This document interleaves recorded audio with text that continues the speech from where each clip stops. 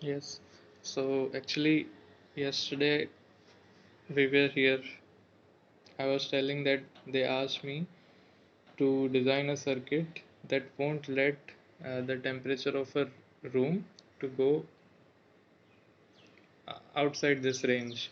So let's say if the temperature of the room is at 27 degrees centigrade, then I have to use a temperature sensor. I first have to select a temperature sensor. Then I have to select a controller also. Then I have to keep one set point and complete a feedback like this. So their question was based on this controller. First they asked one question on this controller, then they also asked on temperature sensor. The question on controller was like what will happen if I told that the best possible controller would be PID. So they were asking that what will happen if I'm selecting only proportional controller. So the answer was like there will be some offset error in proportional controller, and similar kind of questions, subsequent questions they asked like what will happen if I choose only integral controller, only PD controller. So this you should be comfortable to answer all this. And the question on temperature sensor was like that what kind of temperature coefficient would you prefer in your temperature sensor, positive type or negative type, and if so then why? Then there was one more question from digital electronics. It was based on noise. So they told me that they are doing some experiment. They are having some experimental setup, and they want to introduce noise in that experiment. So we have to design a circuit that will give us a random noise, which we will feed in our experiment, and we have to uh, verify its behavior under the implication of noise. So we have to design this noise generator circuit. So for this, the design which I suggested to them was a very high frequency counter, followed by a DAC, and here I connected a push-pull switch. So what was happening? And here it was clock. So what was happening when I am pressing this push-pull switch? Let's say I pressed it for 0.5 second, and this counter is working on 1 megahertz or 1 kilohertz, whatever. So this counter, on pressing it for zero point 0.5 second or 0.1 second, every time this counter will be on some different state, and that state will be converted into some analog pulse, and that analog pulse can be treated as noise because it will be depending on how much time we are pressing this switch. Okay, and here were the clock pulses. So this is one kind of design. You can suggest your design as well. There could be many possible ways to do this, but the question was noise generator. Then there was one question from signal systems, like they asked that can you design a circuit that will give me an ideal impulse. So I told that ideal impulse is not possible, but practical impulse we can get by using a differentiator circuit with the unit step input. So practical impulse we will get here. So they told how will it uh, look like. So mistakenly I designed it like this practical impulse. So actually it should be like this, decaying exponential. This thing initially there should not be slope. Initially it should be flat, and then it should decay because step is like this, so it decays. So then they took this figure which I mistakenly drawn, and they asked me Fourier transform for this. What could be Fourier transform for this without writing any mathematical equation? So I told them that this looks somewhat like two decaying exponential on either side. So decaying exponential has a Laplace of like this 1 by s plus a, whose magnitude plot would be somewhat like this Gaussian. So they were convinced by this. I told that here as two decaying exponential are there, two Gaussians will come, but without writing equation I won't be able to predict the actual shape of that, but it will be in Gaussian shape only. So they were convinced by this thing and they moved to the next question. There were some comparison based questions like uh, active high or active low. Which one will you prefer and where and why? And some more of it could be when I told in my previous video that uh, while designing counter, which one would you choose? In which application asynchronous would be better and which application synchronous would be better? Also in that EDC point of view, they asked whether PMOS or NMOS and why. And then I told that NMOS is having higher speed. Pulling down of any network is easier comparing to pull up. So they were asking application of PMOS. So like these questions they ask, like whichever circuit you will say that okay this is advantageous in some aspect, then they will ask you questions on the other one, like on what point this could be advantageous to us. So this kind of questions you should be prepared while answering.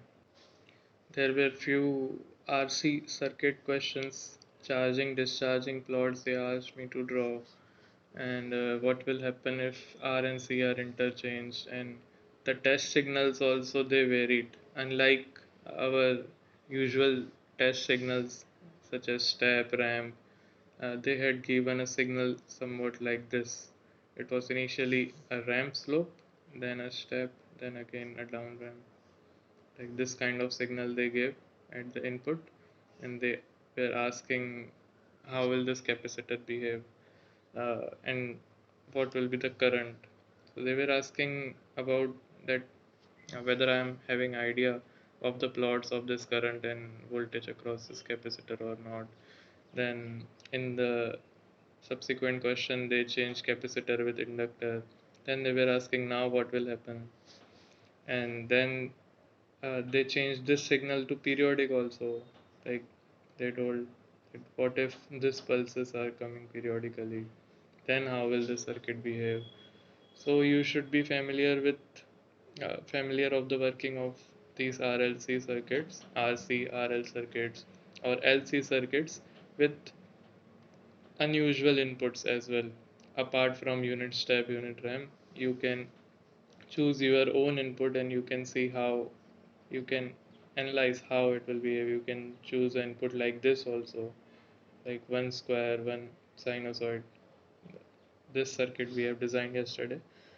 So this could be a possible input also for this, and you should be comfortable in telling how will be the current and voltage waveforms. Yeah, and one very common question is virtual ground. Virtual ground we all know mathematically, but they won't be interested uh, in those equations, or they won't be interested in the vague answers that you will say that open loop gain of an op amp is infinite or it has high input resistance. They won't be expecting you such answers. They will ask you the exact reason why these both terminals are showing same potential when connected in a negative feedback. So you should be aware of the internal circuitry of this 741 op-amp, which is very huge. But you should be just briefly aware. You should be having an idea that what is actually happening inside this, which is leading to these both terminals going virtual short. Also, you can expect questions on power amplifier as well, because power amplifier is having a lot of application, industrial applications as well. So you can expect questions on the types of power amplifier, class A, class B, AB, and where all these are used practically. You should know at least one application of all this, and you should be aware of the application of op amp in some practical circuit, and you should be familiar that what is the uh, current circuit which we use in place of this op amp in practical circuit if we are not using the 741 as commonly. And also you can expect questions on working of diode, working of a diode in reverse bias. This is normal PN junction diode, but you just try to explain yourself in a copy that how actually this depletion layer creates. You should be very comfortable in explaining this working of diode in reverse bias. They generally focus on reverse bias because forward bias most of the people are comfortable. So they will just see whether you are comfortable in reverse bias as well or not.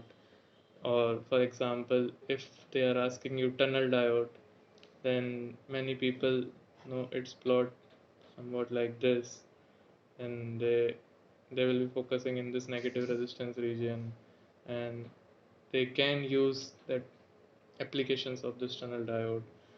And there could be questions on transducers as well, pressure transducer, temperature transducer. So all those types, at least types, names you should be aware, because these have a lot of practical application in all the industries. So all the transducers, name at least, name and their working principle, you should be aware. Anything could be asked. I'm not saying that this all only will be asked to you, but I'm just stating the most common questions, because I asked some of my friends as well, and based upon their experience also I'm telling. So these are most frequent questions. If you'll prepare, and then you will be on a good side. And you should be also aware of the non-ideality kind of questions, like if you are explaining the working of a solar cell, and let's say you are saying that there's a thin n-type layer and followed by a glass plate over the top and a thick p-type layer, then they can ask you that what if I remove this glass plate from the top, what will happen? So you should be aware of these things also. If you are claiming any specialty of the circuit, then you should be aware of the terms and conditions associated with it. So they will be interested in knowing that whether you are aware of the assumptions that are being taken while designing of that circuit, or let's say if you are writing some diode current equation like this, then you should know that under what assumption this is derived. Not all, but you should be at least aware, like what all are the assumptions we did at the depletion region. There are few assumptions based on which this equation has been derived. You should be aware of that what is this eta physically representing. So this kind of things we ignore in mathematical calculations. So they will point out those things only when you put them in your discussion.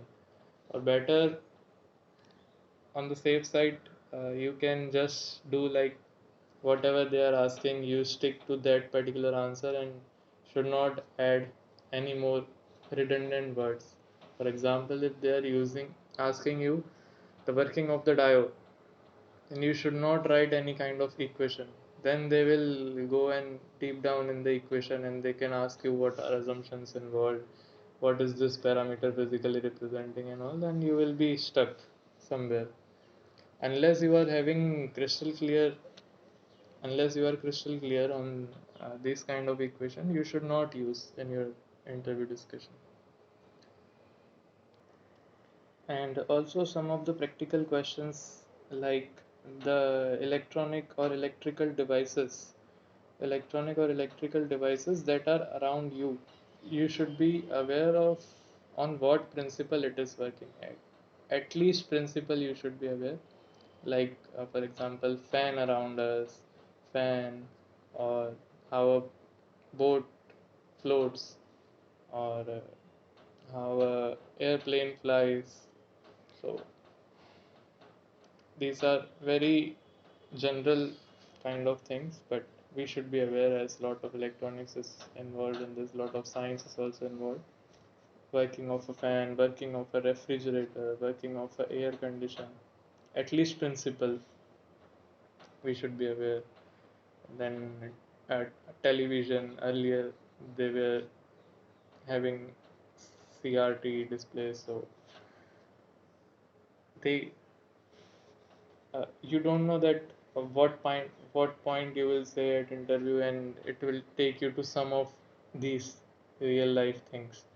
So you should be in state to define at least something about, you should be knowing at least something. Another is our mobile charger, our inverter at our home, then UPS. So these are very common devices around us, but most of us don't know the exact working of this. So you should just go through. If you have time, you can just go through working of all of these.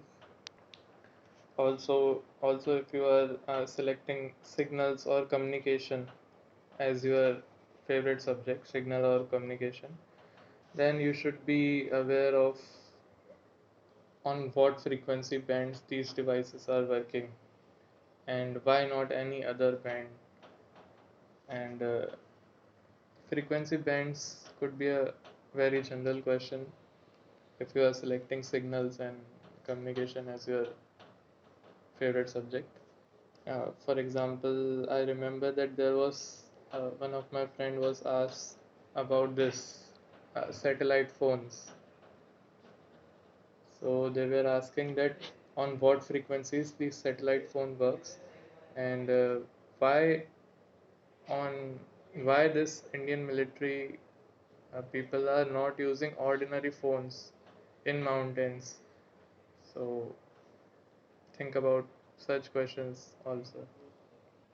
But all these practical questions you should go only if you are comfortable in those basic RC circuits, diode circuits, capacitive, inductive circuits. If all those you are done with, then you can dig into all these stuff, because this is endless. There are a lot of things you can get on the internet. Okay, so that's it for this video, and if you want to know anything else regarding this interview or regarding BARC, you can write down in comments below. Thank you.